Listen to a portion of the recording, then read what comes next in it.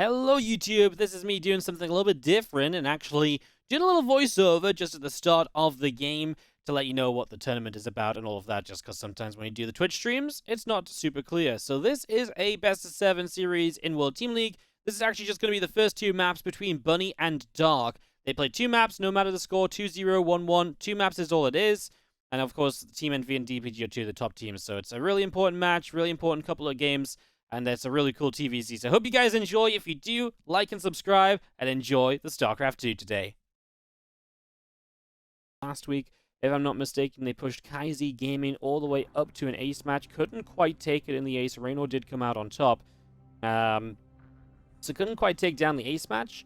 But they got to an ace match against Kaizi, who I think with Raynor on the roster is an extremely strong team too. So it just goes to show that this is a roster that absolutely can mean business, can do some damage, and should be something you're kind of afraid of playing against. So, yeah, Team NV are good, but Dragon Phoenix Gaming are regarded as the best roster in the league. You know, this is obviously Dark in the top right of this game. They also have Rogue, Hero, Zest, and Cure.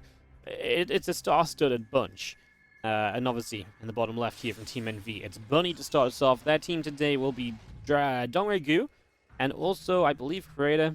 And like I said, I believe it's Rogue versus DRG, and then maybe Hero versus Creator. I'm not 100% sure, simply because I don't want to check, because I'm casting this a couple days after it happened, so I don't want to check the Wikipedia or anything, because obviously that would give me spoilers as the results, and I would like to cast this without spoilers, so and get excited about it as you guys can get excited about it.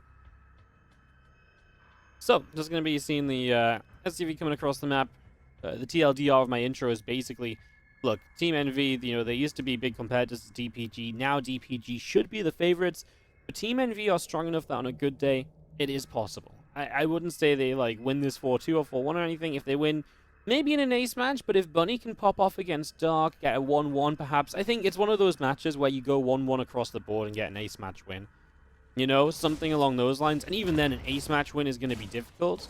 But, yeah, anything is possible here, guys. Let me just double check it is on 1080p. It was just looking a little blurry. Obviously, we cast off a YouTube feed for these matches, and that's sometimes it's the best we can do in terms of quality. So I just wanted to make sure the quality was all the way up on my end. I can do I've done everything that I possibly can.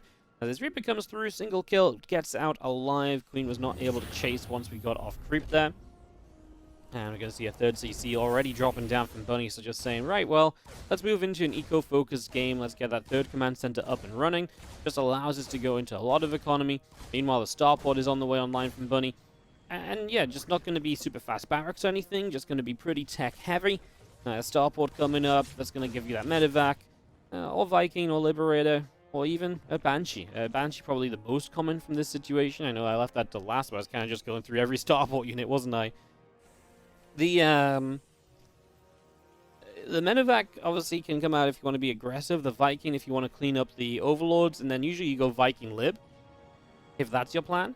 He is going to go Viking. Okay, so if he's going to go Viking Lib, then he's probably going to go Stim Pack pretty early as well. So this gives you a faster Stim, and obviously with the faster Stim, then you're able to say, right, faster Stim Pack, what does that really let me do here? It lets me get across the map. It lets me basically, just set up into a position where I can be aggressive earlier than you want me to be. So very kind of eco-focused, a little bit risky, because if this was a roach attack, if this was some sort of aggression out of Dark, then you run into a lot of trouble with this kind of build as Bunny.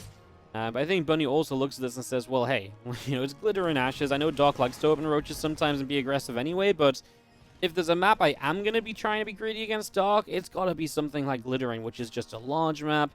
It's less likely he's going to be roach attacking me here. So he's just going to play that little bit of a risk. And in this case, it's going to pay off for him as he drops an armory down. So we're actually going to see a delayed Hellbat attack. Okay, and Stim's halfway done. So obviously on the tail end of this, Stim will be finishing up. And this is pretty cool. We saw something, so obviously I'm casting this out of sync. So if you watched this live, I guess this didn't happen by then. But yesterday I was casting DreamHack, and Hero Marine did, it wasn't quite like this, but he did crank out a couple of delayed Hellbat attacks here and there against Serral. And it is, again, that idea of you scout, you think it's a 3cc, you think you're safe, so you're just being a little greedy, going up to kind of like a lot of lings and drones, and then boom, Hellbat show up when you're not really expecting it to. You can see Bunny's cut SCVs, so that third CC is not being used as much as it should have been. And yeah, really hoping to get some damage done with this. There's a lot of Hellions come, the Viking can land, the Medevac's going to be coming over, and there's going to be Stim, honestly, so soon behind this. If this extends for any amount of time, these Marines are going to... I mean, the Marines have Stim in like 10 seconds, so these Marines will be able to Stim to help fight. Oh, and Doc doesn't have a Baneling there, so he might just straight up die right now. A few links from the backside are going to go down. The Hellbat's being healed up, and this is looking like a disaster right now for Doc. I mean, so sad for Doc. He usually likes to play so many Roach styles. But sometimes Doc has been most dangerous because he's mixed it up and played Ling Bane lately. But in this case, it's just going to leave him super vulnerable to this attack. And it's a lot of damage already done. Now, Bunny's 20 workers behind, so he needs more damage out of this still. No Medevac alive makes life a little bit difficult, as these Hellbats do have a surround on the Queen. Obviously, important to get rid of these Queens, because that's going to shut down the injects, and that's going to shut down further reinforcements, and that extends the lifetime of this attack. And you can see still not really any drones killed. First Bane's morphing in not so great a position. The Hellbats are right on top of that. Should be able to get rid of both those Banelings morphing without issue. A couple more morph into the side, and this is going to start ticking towards coming to a close very, very shortly. So it's going to keep on moving through. That Queen goes down. The other Queen is being chased. And just going to be having the Hellbats and the Marine there able to get on top of it. That will fall. And now just going to get a few more Lings. If nothing else, at this point, Doc has obviously lost a lot of units, traded very ineffectively, but he still was on 60 drones throughout this on a serious worker lead.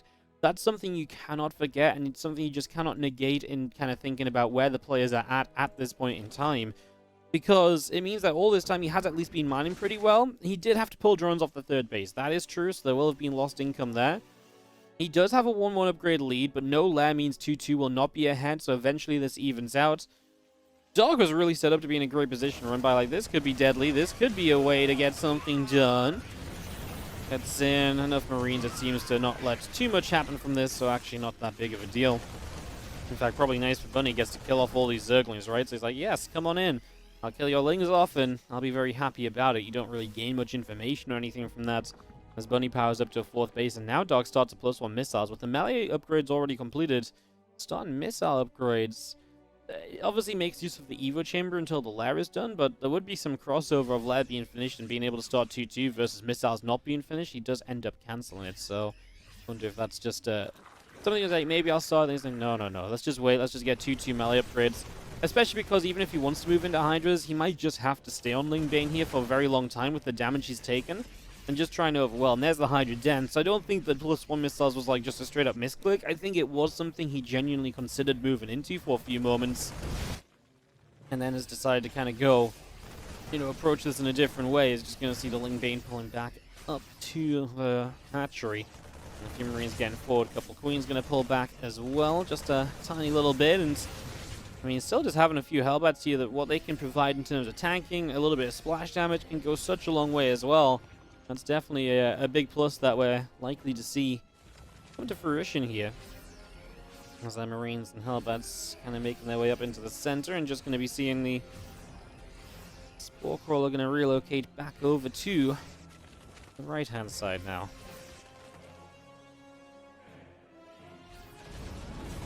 Medevacs will come lifting up these group of units as well. A couple of Widow Mines coming up over here.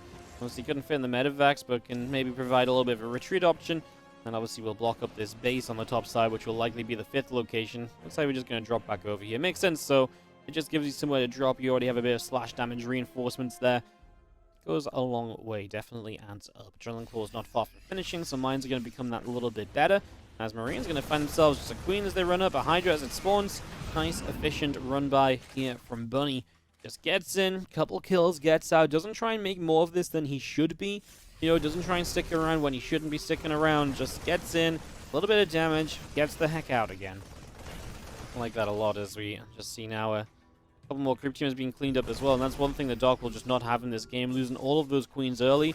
Creep spread absolutely denied. And I mean, these Marines and these drops now just making sure that that continues. He gets the creep teamers and the Queen as well. I thought the Queen was actually a really cool target because it was starting to move away. Then he made sure to get the active creep teamer as well. So just really prioritizing denying creep and making sure Doc has as little creep as possible to work with right now. And that's putting him into a very good spot, keeping him in a very good place as Marines move up. Widow Mines do get burrowed, and they're going to start to connect here. Ooh, a few Banes actually managed to go off and do get a reasonable connection on that bottom right-hand side. Remember, this is Glitter and Ashes, and if there's ever a map where you probably get to stay alive as a Zerg, despite the opening we've had here, it's Glitter and Ashes / Pride of Altaris. This is kind of nice, in fact, for Dog, that obviously the map was drawn like this. This isn't a veto system in this league. The first map that each player plays on, or each pair of players play on, they play 2 maps against each other. The first map is just randomly decided by the league, depending on where the player got sent out. It's not something they know about before the players are picked. That's a change they made during the last season to help avoid more mirror matchups. For better or worse, obviously it takes a bit of the strategy out of where you send players out, and sometimes you get this situation where, you know, one player just has to play a map that's worse for them. And that's not something they were able to consider. It's just a little bit random, but it did help alleviate a lot of mirror matchups which happened, although we still have had quite a few mirror matchups this season for sure. It's definitely not been mirror matchup free as these Widow Mines burrow. Oh, I'm going to connect in on some of these Lings. Oh, there was one I felt like that just didn't go off, and the Banelings were right next to it. I was expecting to get a juicy shot, but never really happened. I was on the top side. We're going to get the Hydras to target down one of those medevacs as well, and I got to say, Dog's doing a great job of continuing to defend on 2 different fronts here. Bunny is actually being fully pushed back, and Dog might have some freedom to really get set up, and whether that means he can actually get some creep on the map or not, whatever. I mean, just having some freedom at all right now is amazing because he's been under the full pressure of Bunny. But basically the entirety of this game, he had that one moment he tried to run by post-Hellbat attack. Well, that didn't exactly go well for him anyway. Yeah, it has been very much so Bunny dominated as the Bioforce moves up this ramp. The Lingbane Hydra is going to come down and chase it as we see a few Lings being shot down. Bioforce will continue through here. These couple of Banelings going to get picked off as well. The Lurker gets burrowed up there. Some Widow Mines continue to go off. Overseer taking some damage. The rest of these Zerglings still taking shots as well. We're going to be seeing a couple of Lurkers there, able to get a couple more hits off. Marines taking some shots. Some damage being done. At the moment, Ghosts producing here from Bunny, of course, getting ready for the later games as well. If Lurkers on the map, I am going to need some later tech myself. And again, look at the creep spread denial. I think is really very good from Bunny. You know, it really has been on top of it throughout, but it's so important because even if you just let the creep get a bit further forward than it is right now, Doc has so much more freedom in when he can send his units, you know, how he can respond to attacks. Like, attacks like this just don't work if there's an extra couple creep tubers in front of this hatchery. But because there are not, Bunny's able to just run up here, win the fight against the few units that were around, just overwhelm it.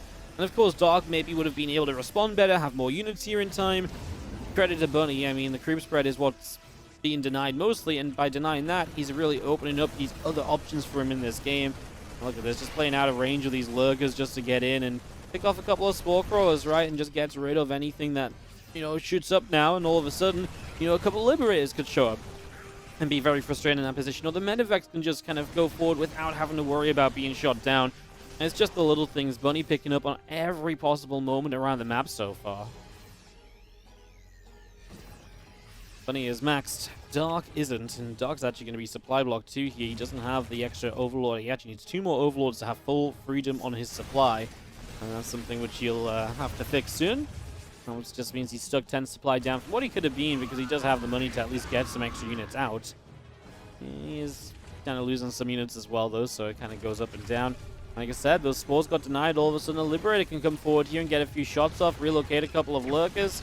Snipes are available. The Lurkers don't have the vision or the range to stop those snipes, so boom. We just get rid of 3 Lurkers already on the right side thanks to these ghosts, and well, this Liberator is going to go down. But it helped get rid of another Lurker as well, and every Lurker that falls is just one less way we can get something done here. Nice abducts on those Ghosts, though. 3 of them went in all together, and there's a Ghost party in the Zerg units. Unfortunately, that's not a great party to be a part of if you are the Ghost. So, you know, one of the parties you'd rather not have an invite to.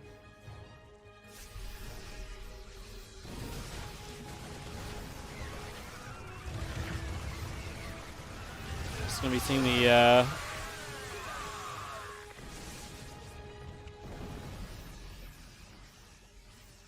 Bioforce, keeping the pressure up, staying in the middle of the map, right? Just staying on the middle, on the right side where the fresh bases are.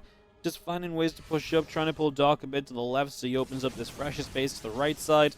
That's his main target right here. And of course, Bunny, 5 bases, going up to 6. Comfortable as well. No pressure from Dark across the map. He's got no creep spread to work with. Widowmine over here has been picking up some kills. Going to need to Got a overseer here to deal with that, and we will get rid of it. Yeah, Dark is really not looking to be great in this game, but the hold position lurkers do mega damage. Wow. Well, that is a way to get back in it. You hold position the lurkers, they don't fire until the Terran army is right on top. So instead of just firing from a distance, you're firing like within the Terran army, so the splash damage is massive, and that was a great moment from Dark. Another move that, you know, if there's a way to get back in this game, that would kind of be it. You know, those are the ideas you have to play around right now to kind of step back into this. Otherwise, Bunny is just too far ahead. Great stuff. Will it be enough, though? Dark still struggling on supply. These bands connect quite nicely, though. Lurk is in position. Couple parasitic bombs going off, and 2 medevacs already going down. Now the rest of these Liberators going to get sieged up, and these Lurkers, that's going to be in a bit of trouble. I mean, I get what they're trying to do, put some kind of pressure on, but these Liberators are going to keep them moving forward. And, okay, let's see. I mean, because Dark's actually got everything else here now as well, so there's going to be a pretty huge commitment over in this direction. The Banes roll into the natural. These Ghosts will die. The Vibe is completely out of energy, so they can't add anything else in. And a couple of Libs just sieged everywhere, slowly getting rid of all of these Lurkers. There's only, what, like 1 Hydra here, I think, to actually get rid of these Liberators. And the units reinforcing are getting rid of the threat in the natural towards the main base. I mean, Dog's made a hell of a play out of this. It just came off the back of 2 very good fights on the top side from that Lurker hold position into the follow-up attack, which Bunny just kind of let a few too many, you know, Banes roll into him. Dark has gone across the map, and 29 SCVs go down. Orbitals are having a lift up here, and Dark, is he right back in this game? 20 worker lead. His standing army isn't brilliant. He doesn't have a bank to instantly replace it. So maybe this next attack from Bunny could be scary for Dark, but if he survives that, Dark may very well just be in a very comfortable position here. Once again, just moves this Lurker out of range of a scan, so really babysitting them, getting the absolute most he can out of these as well. Otherwise, shot goes off, gets a few lings. That's going to be seen Marines, Ghosts, and Marauder, Liberator all pressing through to the top side, trying to get a position up on the 12 o'clock here.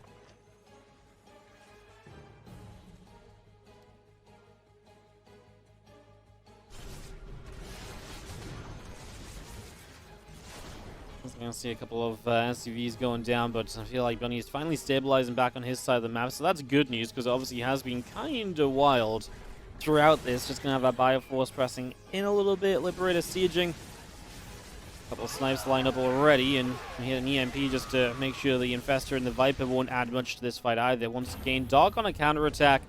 Bunny, I mean, it felt like he did stabilize over here to some extent, but he still has a lot of open doors, a lot of open pathways that have been created from that previous fight. So there's still definitely a few issues for him.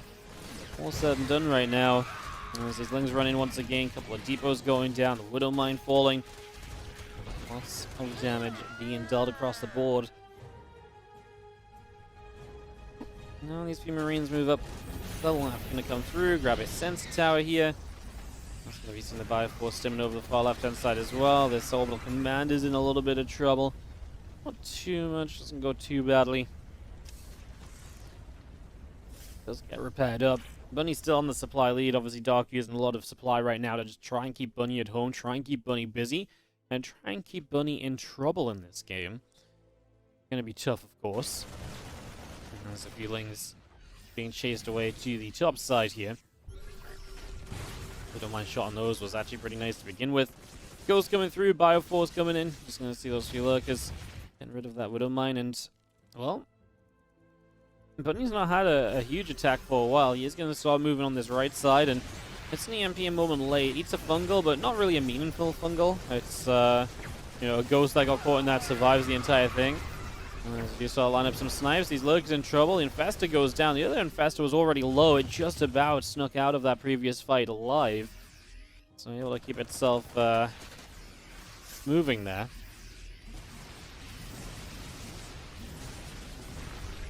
And he gets rid of another base. Obviously, throughout all of this, Dark was able to get some extra bases up. Most importantly being that top side base now, that 5th base really online. Obviously just lost this bottom side base here. But yeah, extra bases was something he really needed sooner rather than later. He just doesn't have an army to win this fight anymore. A lot of it is just Ling Lurker. There's no Baneling threat, so Ling Lurker alone against a good amount of Ghosts just doesn't really get the job done, unfortunately, and that's absolutely what's happening right now as the Bioforce coming in, just continue to clean out. Bunny is going to get the W in the end as this topside base is just going to get overrun. And Dog very much so knew that as well. You could see he was kind of aware of the fact. So, yeah, very cool stuff. And that is going to be GG's in game number 1. Game number 2, though, and in the bottom right-hand corner, it is going to be our Red Terran player, Bunny. You know, congratulations, Bunny. You won Glitter and Ashes. Your prize, you get to play on Dark's map pick, which is Pride of Altaris. Dark, top left from Dragon Phoenix Gaming, does lose out in game number 1. Picks Pride for map number 2. Why the hell wouldn't he? It makes 100% sense. It's just the best map for Zerg. So Bunny's going to play the 2 worst TVZ maps in the map pool here. So I gotta say, obviously, if he'd lost game 1, he would have got his own map pick for game number 2. But now he has to try and somehow carve a 2-0 lead for his team on Pride of Altaris. That will be tough. Not impossible, but definitely things already leaning a little bit in Dark's favor to tie this series up. And that's why beating DPG is so difficult, because these players are so good that if they do end up losing a game and they get to play on their own map advantage, it's very difficult to imagine that they lose on their kind of map advantage. Although maybe with the mirrors later on in this series, it's possible it becomes a little bit different. Obviously great from Bunny to get the first point on the board from NV, though. If they're going to see success today, they need this first point. At least 1 point against Dark, I would say. And like I say, for me, probably at least 1 point in each of the matches that happens today in general. So, yeah, that would be my biggest expectation right now. A bunch of 1-1s. If we are going to see an NV victory, I think DPG can win it outside of the ace match. But maybe not if, like I say, once if Bunny gets a 2-0, if Bunny gets a 2-0, then it would be very hard for DPG to win outside of an ace match, I think. But if Dark can just get this to 1-1, I think they can get themselves a 4-2 or so. Anyways, lots of speculation. This game isn't really giving us much to chat about. It's a Reaper into Marine. It's a Hatch gas pool. It's just standard across the board to begin with here on the Zerg side and Terran side of things. Obviously, Bunny last game did kind of go for that faster stim. Fun Hellbat attack initially put him ahead. And if it was a shorter map and that attack had done so well, he probably would have ended the game much sooner. The fact it was Glitter and Ashes did keep Dark in the game quite a bit. And credit to Dark because he took that chance to stay in the game and eventually turned it into a chance to get across the map, and he put Bunny in a lot of trouble.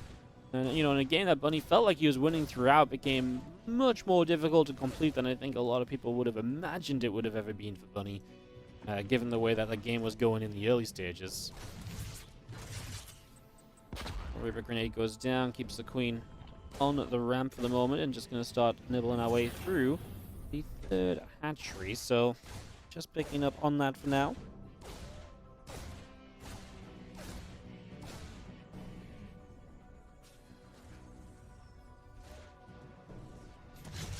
And speed is on the way out now, by the way, so I'm just getting that started as well. Really, again, the just complete standard kind of TVZ so far. As the starport comes online, that's when we can start to see some intrigue, right? That's when we can start to figure out a little bit more of just what exactly are we expecting to see, what exactly is going to happen. So you actually see a roach run from Dark too, so he's going to play a bit more into kind of just a Dark style in general. Whether he gets very aggressive off these roaches, I mean, 330 seems early, but sometimes Dark just gets this roach run up, builds 4 or 5 roaches, maybe walks across the map to put some light pressure on, but generally is kind of happy to just sit back and say, okay, cool. Hatcheries, you know, roaches online, just drone up from here, put a bit of pressure on, go from there. But Bunny is actually playing a Banshee this game, which is really good for him. If this does turn into any amount of roach aggression, he's going to be able to deal with it without issues, so that's definitely a pretty big deal. Very, very notable, for sure.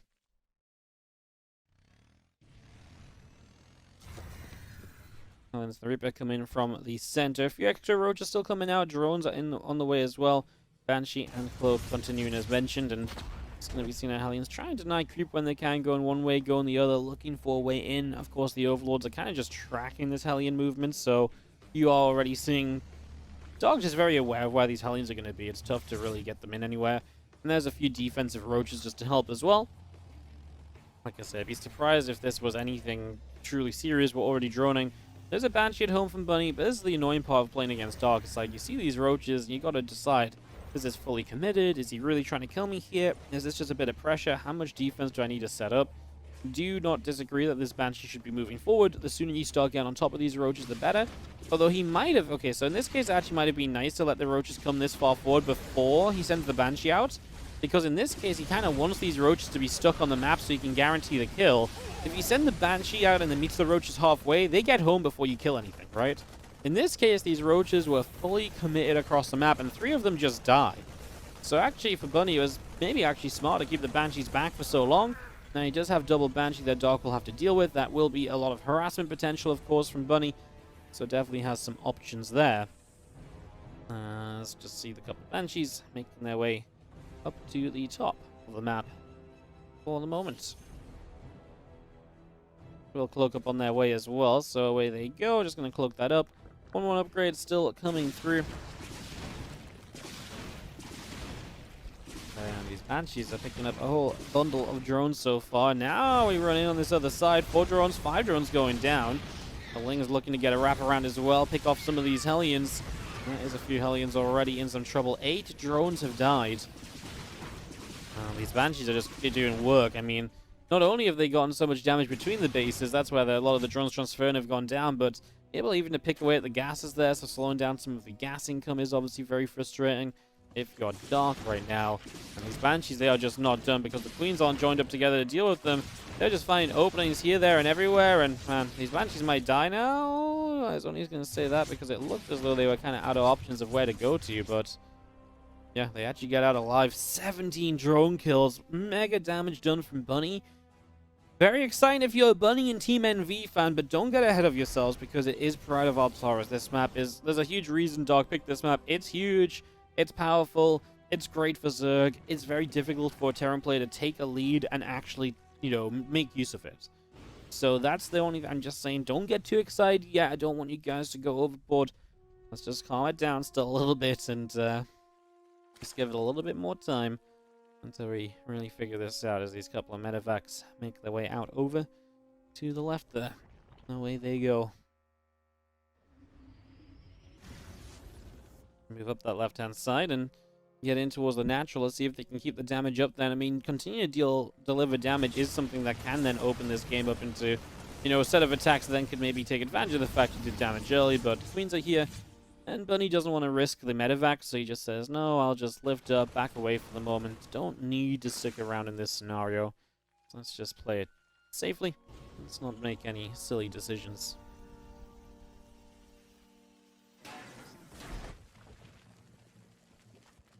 Army still gathered on the left. Couple of upgrades, 2-2 on the way up. The Banshees from Bunny move up the right-hand side as well now, and these Bioforces will come in and just get rid of a little bit of creep spread. So the creep going down, actually going to grab, again, just units between bases is the real weak point right now of Dog, and it's understandable. I mean, if there's any way you're going to be taking damage, it makes sense to be taking damage, you know, between the locations that you expect to have to defend. The Spore Crawler might get the medevac here, but he can't fully unload. Wonder if he can actually get a lift off. He will. Taking a couple more shots. The Banshee's just being back in play. Extra drones going down. Look, damage on this gold base. I mean, if this gold base dies, it's one of the ways that Dog is probably expecting, oh, I can get back in the game still, because, hey, I'm going to have gold base economy to work with. But if that's not the case, then, well, right. I mean, then you really are in just a lot more trouble. So gold base stays alive for now, but is definitely under pressure. I mean, it can still go down easily and quickly, because it's low HP from here on out. It's going to be low HP for a while, so again, something worth keeping in mind as our medevac's trying to come back in from the north side. Lings are there pretty quickly to say no to those medevacs and not let them do all too much.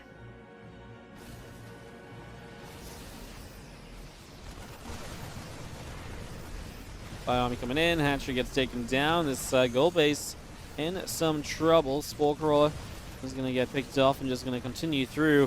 Yep, this Bioforce just a bit too powerful. Got here a bit too easily as well. Dark without the map control to really stop this army from just showing up. And now we've got Bunny going to push up the ramp on the right side and start a slow push in towards the third. Well, he's actually going to find the next attempt of a 4th base, so that'll go down first as well, and Dog is in serious trouble here. He cannot get the bases online that he needs to be okay in this game.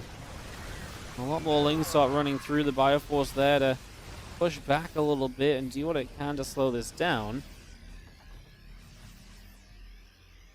Extra tanks coming along now and just going to get sieged up. Bioforce will move in again. A couple of corrosive piles going to start landing as the Ravagers going to start taking a little bit of a beating as well. All of these Ravagers taking a bunch of shots. We now kite backwards with these few Marines and Marauders. And the Parasite Bomb, the Blind Cloud's going down. A little bit of Bio on the left side going to come on in here as well. Just going to see quite a few of these Zerglings still getting picked off. Bioforce runs up into the natural expansion. 2-2 upgrades still coming in. About to be done from Dark, and that's finally going to even up the upgrades. And Bunny's been able to take great trades because of it, but is it all just happening too late? 17 drones already dead means that Dark's economy is in trouble. He's not going to have a recoverable economy in the next few moments. He'll have to build a bunch of drones, but if he builds a bunch of drones, the Terran army might just overwhelm him. He needs units right here and now, and this is the snowballing effect of having picked those workers off. He's got a couple of tanks, and actually a lot of the Lings here might be able to make this a hold. There's not a lot of good damage output against Lings because it's very Marauder and tank heavy, but honestly, it's kind of been enough so far. Dog was dropping parasitic bombs on anything he could, but this army was too much from Bunny. The Lings were not going to be able to change the way of that. And Bunny takes a 2-0 here over Dark. Team NV get off to a fantastic start in this series. What a dream start, taking down Dark on Glittering and Pride. I mean, that is a very surprising way to start this off. GG's.